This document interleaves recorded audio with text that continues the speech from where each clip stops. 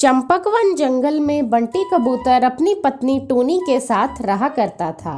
उनकी एक प्यारी सी बेटी थी जिसका नाम चिंकी था। बंटी एक किसान था और अपने खेत में तरबूज की खेती करता था। अपनी तरबूज की फसल देखकर वो बहुत खुश था।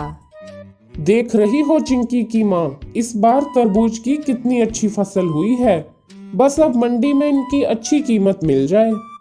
जी हाँ, बात तो आपकी बिल्कुल सही है। मैं भी सोच रही हूँ इस बार अपना घर पक्का बनवा लें। चलो टूनी, अब जल्दी से ये सारे तरबूज तोड़ लेते हैं। मैं कल सुबह ही इन्हें लेकर शहर की मंडी में जाऊंगा।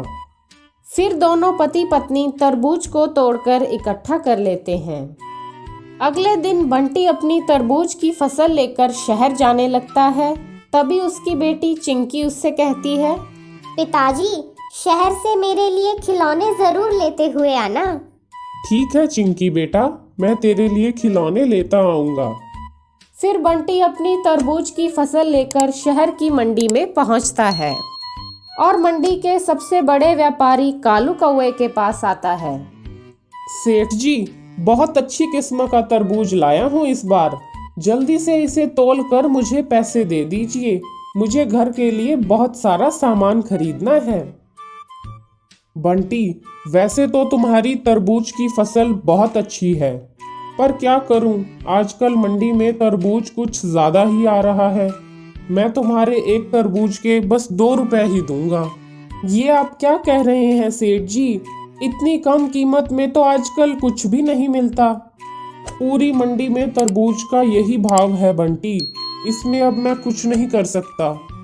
बंटी अपने तरबूज वापस लेकर घर लौट आता है। क्या हुआ जी? आप तरबूज बेचने गए थे, फिर इन्हें वापस लेकर क्यों आ गए?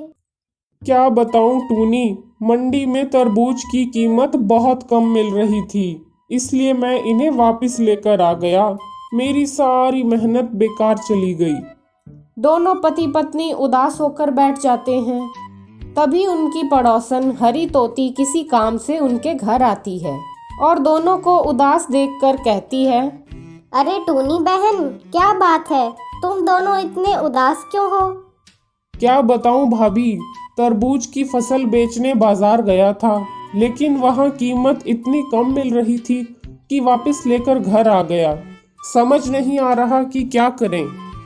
बंटी भैया, मेरी मानो तो तरबूज का जूस निकाल कर बेच दो।